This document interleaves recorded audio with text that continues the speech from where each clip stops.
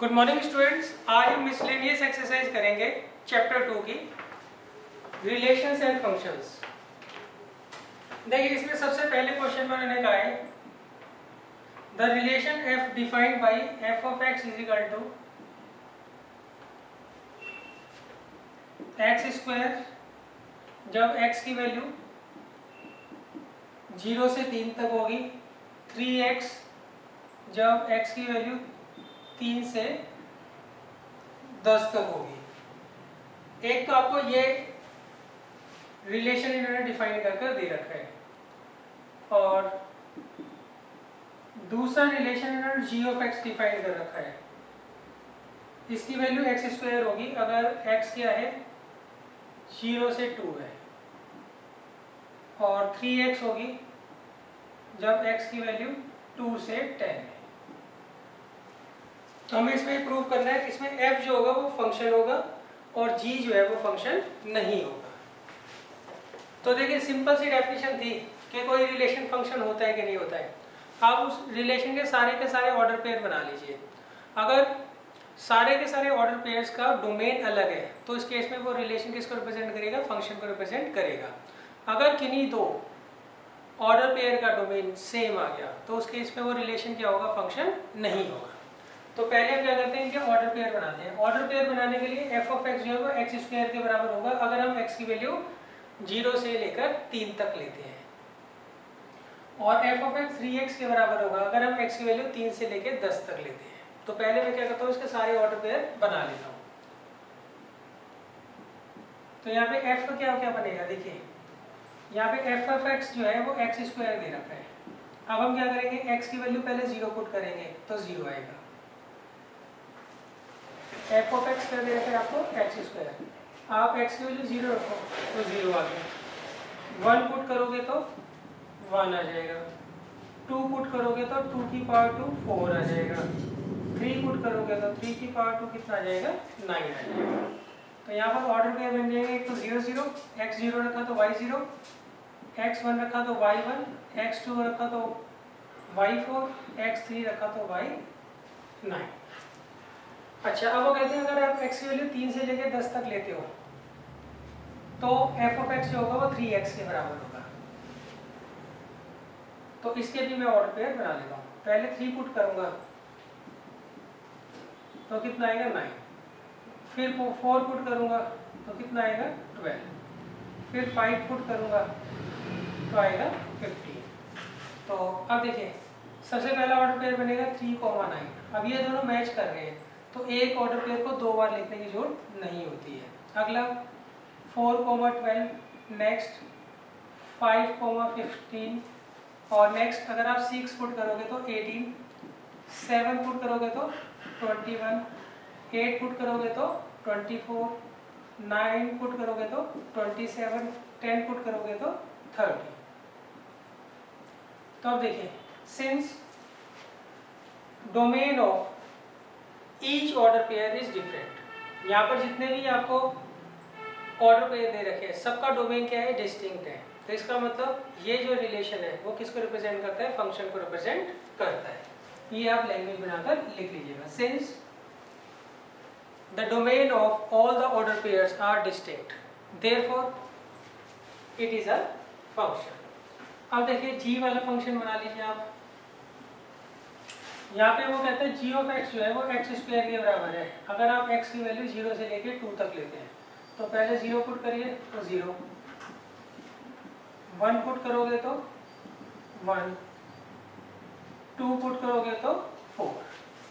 तो यहाँ आ जाएगा 0 पे 0, 1 पे 1, 2 पे 4। अब नेक्स्ट देखिए g ऑफ x जो है वो 3x के बराबर है। x की वैल्यू अगर हम 2 से लेके 10 तक लेते हैं तो 2 पुट करेंगे तो कितना आ जाएगा 6, 3 पुट करेंगे तो 9, 4 पुट करेंगे तो 12, 5 पुट करेंगे तो 15। तो इसी तरीके से हम क्या करेंगे 10 तक पुट कर लेंगे।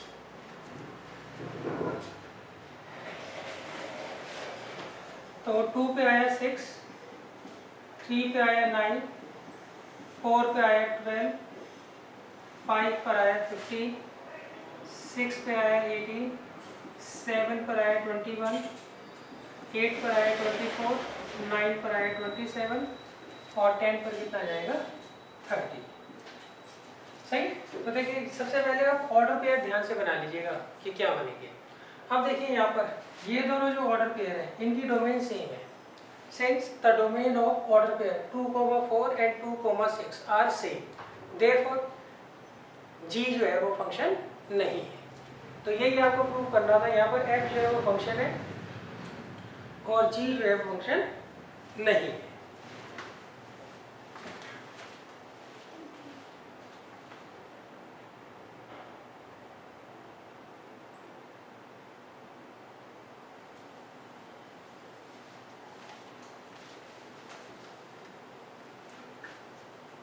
अब देखिए अब हम चलते हैं क्वेश्चन नंबर 2 पर।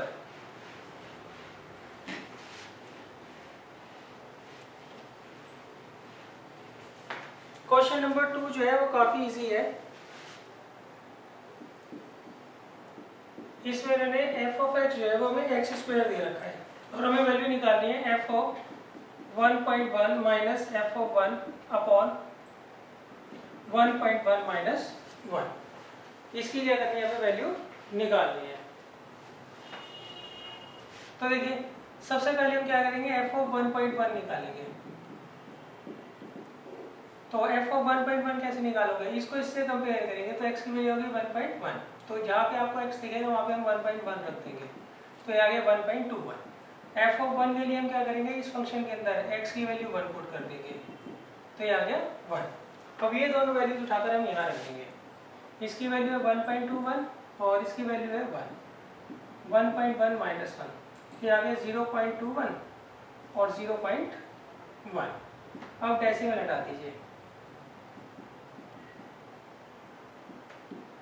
तो आ गया 21/10, तो आ जाएगा 2.1। ये हमारी वैल्यू आ जाएगी।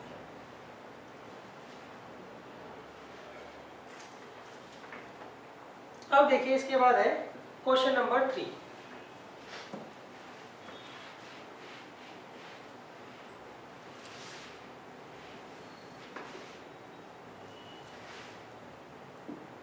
क्वेश्चन नंबर 3 में इन्होंने हमें एफ ऑफ एक्स दे रखा है x square plus 2x plus 1 upon x square minus 8x plus 12। अब हमें क्या करना है, इसका डोमेन निकालना है। हमें क्या निकालनी है, इसकी डोमेन निकालनी है। हमें क्या करना है, इसका डोमेन निकालना है। तो देखिए डोमेन हम कैसे निकालते हैं। ये जो आपको फंक्शन दे रखा है ये ऑब्लिक में दे रखा है, सही, फ्रैक्शन में दे रखा है। तो इस केस में हम क्या करते हैं, कभी भी कोई नंबर अगर आपको फ्रैक्शन में दे रखा है तो उसका डिनोमिनेटर में कभी भी 0 नहीं आना चाहिए। तो इसका मतलब एफ ऑफ एक्स जो है ये कब रियल होगा, ये कब डिफाइंड होगा, जब यहाँ पर डिनोमिनेटर नॉट इक्वल टू 0 आए, नॉट इक्वल टू 0 आए। तो हम यहाँ पे क्या लिखेंगे, लैंग्वेज लिखेंगे F of x is defined. इसकी वैल्यू जब ही रियल होगी, या रियल लिखे वो ज़्यादा बेटर रहेगा। F of x is real if x square minus 8x plus 12 is not equal to 0। Clear है। देखिए अगर किसी नंबर के अपॉन में 0 आ जाता है तो वो इनफाइनाइट हो जाता है। इनफाइनाइट को आप ग्राफ पर लोकेट कर ही नहीं सकते। क्लियर है। तो इसका मतलब कभी भी किसी नंबर के अपॉन में 0 नहीं आना चाहिए। तो हम क्या लिखेंगे, एफ ऑफ एक्स जब भी रियल होगा जब डिनोमिनेटर नॉट इक्वल टू 0। अब आप इसका मेथड कर लीजिए। यहाँ से x कॉमन ले लीजिए तो x माइनस 6, यहाँ से -2 कॉमन ले लीजिए तो एक फैक्टर आएगा x माइनस 2 और एक आएगा x माइनस 6। तो आएगा x minus 2 is not equal to 0, x minus 6 is not equal to 0। तो यहाँ आगे x is not equal to 2, x is not equal to 6। तो इसका मतलब आप इसके अंदर कुछ भी पुट करिए, बट आप इसमें ना तो x की वैल्यू 2 पुट कर सकते हैं, ना ही x की वैल्यू 6 पुट कर सकते हैं। मतलब आप इसमें x की वैल्यू जो मर्जी पुट करिए, सारे के सारे रियल नंबर पुट करिए, किसको छोड़कर, 2 और 6 को छोड़कर। तो इसके हम डोमेन का लिखेंगे। डोमेन हम लिखेंगे domain belongs to R except 2 and 6। 2 और 6 को अगर हम छोड़ दें तो उसके अलावा बाकी सारे जो रियल नंबर्स होंगे वो क्या होंगे, इसके डोमेन में आएंगे। देखिए डोमेन का मतलब होता है इनपुट। हम यहाँ पे x की वैल्यू क्या क्या पुट कर सकते हैं। अब आप कहोगे x की सारी रियल वैल्यूज पुट कर दो, सही बात है, मगर हम x की वो वैल्यूज पुट नहीं करते हैं जिससे f ऑफ x रियल ना रहे। f ऑफ x कब रियल होगा, जब यहाँ पर डिनोमिनेटर 0 ना आए। क्लियर, हम x की ऐसी कोई वैल्यू नहीं पुट करते जिससे f ऑफ x जो है वो अनरियल आ जाए। क्लियर है। अब देखिए, अब हम चलते हैं क्वेश्चन नंबर 4 पर।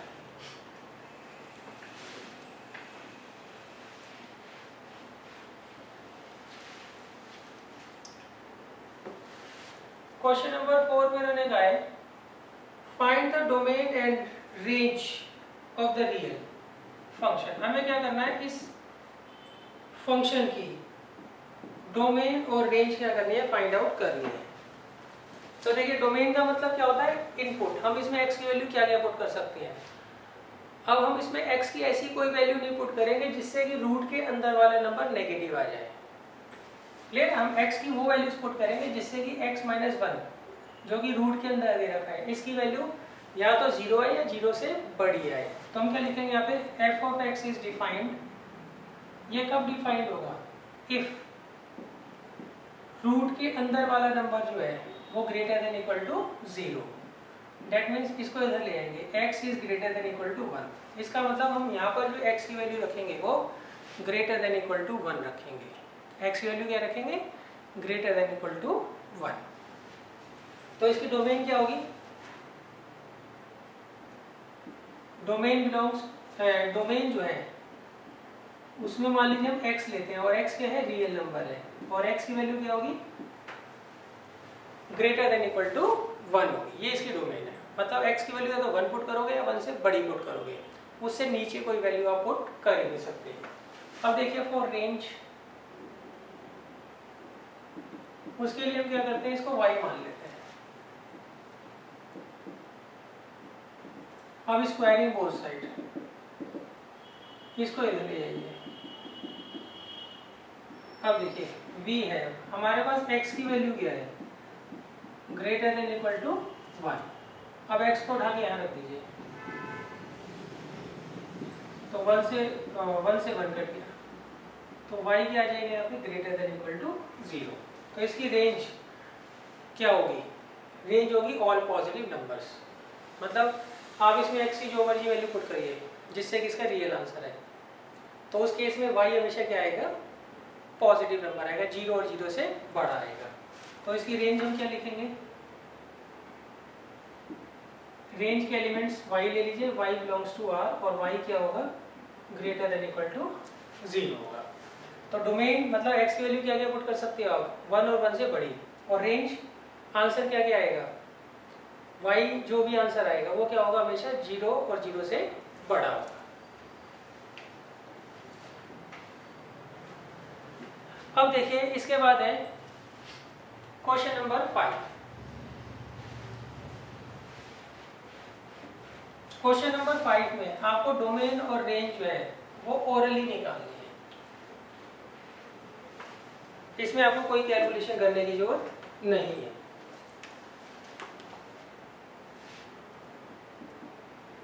यहाँ पर हमें फंक्शन दे रखा है f of x is equal to mod of x minus 1। अब हमें क्या करना है, इसकी डोमेन और रेंज फाइंड आउट करनी है। तो देखिए इसकी डोमेन हम कैसे निकालेंगे। डोमेन के लिए हम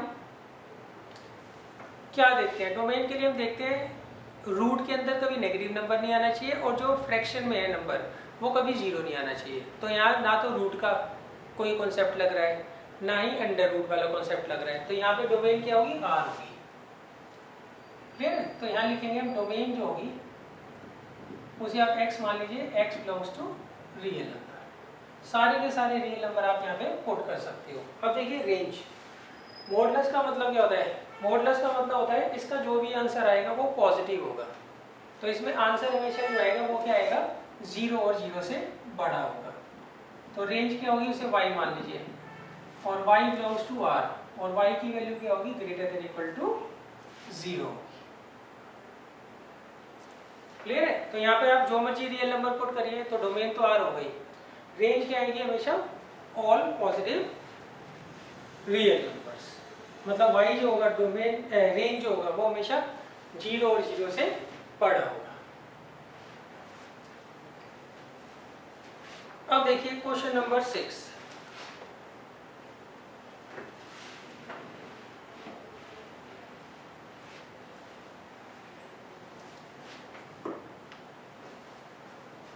देखिए क्वेश्चन नंबर 6 में उन्होंने क्या कहा है, इसमें आपको एक फंक्शन दे रखा है और उसके जितने ऑर्डर पेयर्स बनेंगे वो इस फॉर्मूले से बनेंगे, where x belongs to R। तो हमें क्या करना है, इसकी डोमेन फाइंड आउट करनी है, सॉरी रेंज फाइंड आउट करनी है। हमें क्या करना है, इसकी रेंज फाइंड आउट करनी है। तो देखिए पहले आप इसे फंक्शन की फॉर्म में लिखिए, ये x होता है और ये y मतलब f ऑफ x। क्लियर है? यहाँ पर आपको डोमेन इन्होंने दे रखी है R है। अब हमें क्या करना है, इसकी रेंज फाइंड आउट करनी है। तो देखिए रेंज के लिए हम क्या करते हैं, लेट करते हैं, यहाँ लिखेंगे फॉर रेंज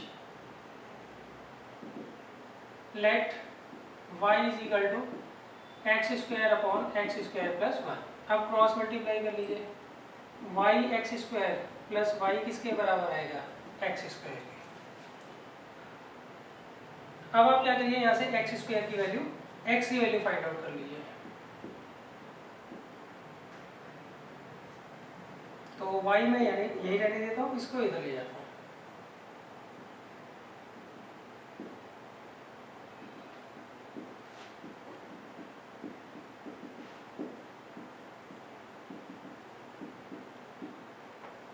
तो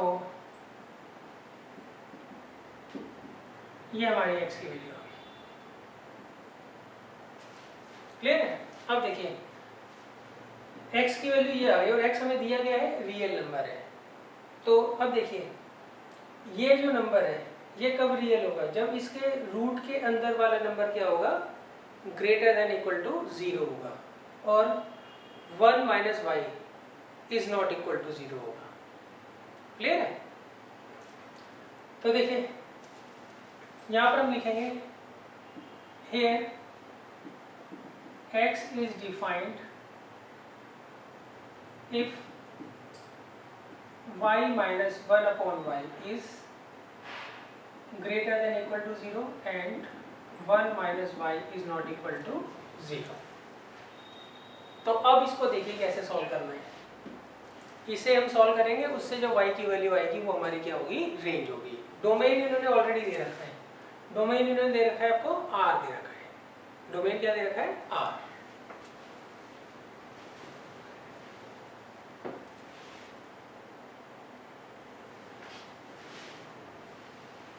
अब देखिए इसे सॉल्व करने का तरीका, इसमें हम वेवी कर्व मेथड लगाते हैं।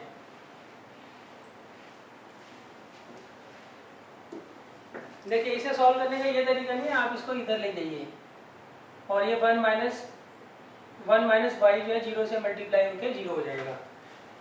ऐसा इसमें नहीं कर सकते हो आप इनइक्वालिटी के केस में। इसमें हम क्या करते हैं, बेबी कर्व मेथड लगाते हैं। बेबी कर्व मेथड में हम क्या करते हैं, जितने फैक्टर ऊपर दिए होते हैं जितने फैक्टर नीचे दिए होते हैं उन सबको 0 पुट करके y की वैल्यू निकाल लेते हैं। तो ऊपर अगर फैक्टर y ही दे रखा है तो यहाँ पे y की वैल्यू क्या आ गई, 0, और नीचे 1 माइनस वाई दे रखा है तो यहाँ से y इक्वल टू कितना आ गया, 1। अब हम क्या करेंगे, इसको रियल नंबर पर रिप्रेजेंट करेंगे, माइनस इन्फिनिटी से इन्फिनिटी। एक तो 0 पे आएगा पॉइंट और एक किस पर आएगा, 1 पर। अच्छा अब देखिए डिनोमिनेटर कभी 0 तो हो नहीं सकता, तो इसका मतलब 1 माइनस वाई जो होगा यहाँ पर वो क्या आएगा, नॉट इक्वल टू 0 आएगा। क्या आएगा, नॉट इक्वल टू 0, मतलब y इज इक्वल टू 1 आप कंसीडर नहीं कर सकते हो। इसलिए यहाँ पर मैं क्या करूँगा, सिर्फ सर्कल बनाऊंगा, उसको डार्क नहीं करूँगा। y इक्वल टू 0 आ सकता है तो यहाँ पर मैं क्या करूँगा, डार्क कर दूँगा। क्लियर है? अब देखिए मैं क्या करता हूँ, इनके बीच का कोई पॉइंट यहाँ पुट करके देखता हूँ। इनके बीच का पॉइंट ले लीजिए 2 यहाँ पुट कर दीजिए, 2/1 माइनस 2 2/-1। तो अब देखिए क्या ये कंडीशन ट्रू है, -2 क्या बड़ा होता है 0 से? नहीं होता है, तो इसका मतलब ये आंसर नहीं होगा। अच्छा नेक्स्ट, अब 0 से 1 के बीच में कोई पॉइंट ले लीजिए, 1/2 ले लीजिए, ऊपर रखिए 1/2, तो आएगा 1/2 अपॉन 1/2, तो कितना आ गया 1। तो 1 जो होगा वो क्या होगा, ग्रेटर देन 0 होता है, तो इसका मतलब ये आंसर आपका आएगा। लास्ट इसके बीच में ले लीजिए, -∞ से 0 के बीच में -10 ले लीजिए यहाँ पे,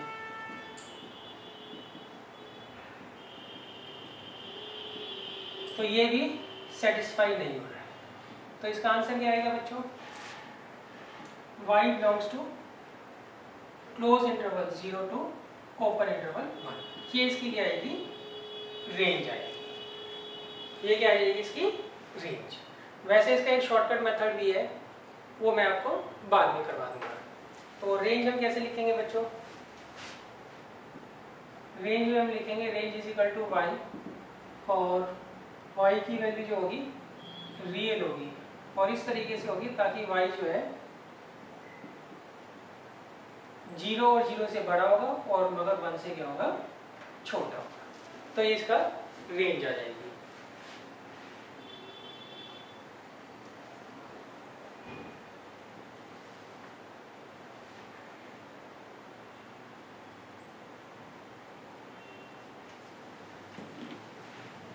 अब देखिए नेक्स्ट है क्वेश्चन नंबर 7।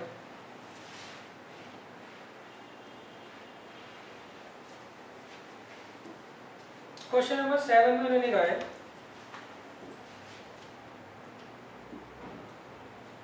हमें यहाँ पर इन्होंने एक फंक्शन दे रखा है f of x, उसकी वैल्यू है x + 1, दूसरा फंक्शन है g of x, उसकी वैल्यू है 2x - 3, और अभी बच्चों निकालना क्या है, f + g, f - g और f अपॉन g हमें क्या करना है, फाइंड आउट करना है। तो देखिए ये कैसे फाइंड आउट करेंगे हम, पहले f + g निकालना है, मतलब f of x + g of x निकालना है। तो कितना दे रखा है आपको, x + 1 + 2x - 3, ये आएगा 3x - 2, ये किसका आंसर आ गया, f + g का। f - g, fx - gx, fx कितना दे रखा है, x + 1, और gx दे रखा है 2x - 3, तो आएगा x + 1 - 2x + 3, तो आएगा -x + 4, f upon g x + 1 upon 2x - 3, तो ये इनका आंसर आएगा।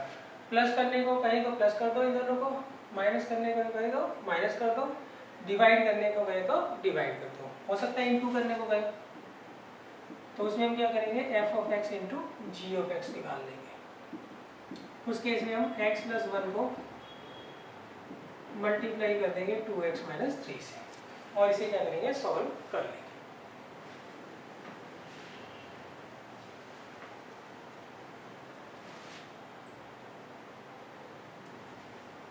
अब नेक्स्ट देखिए क्वेश्चन नंबर 8।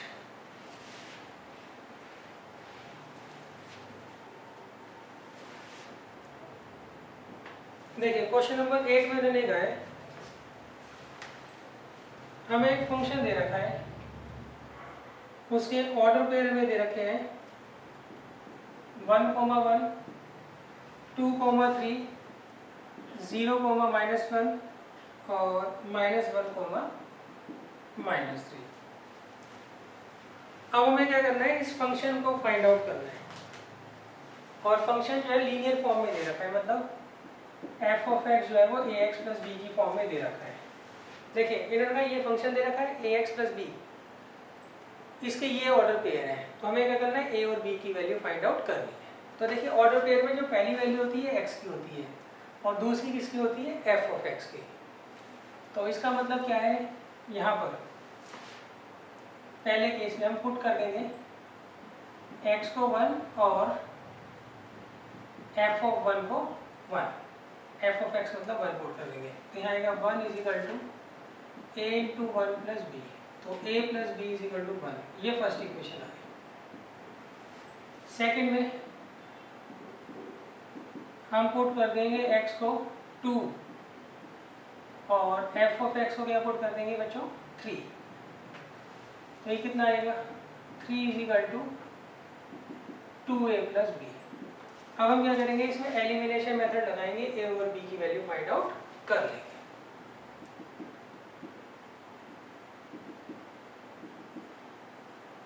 साइन चेंज कर दीजिए आप लोग, तो minus a is equal to minus 2, तो a कितना आ गया 2, तो a की वैल्यू तो हमने फाइंड आउट कर ली, a कितना आ रहा है यहाँ पे 2 आ रहा है। अब देखिए वी है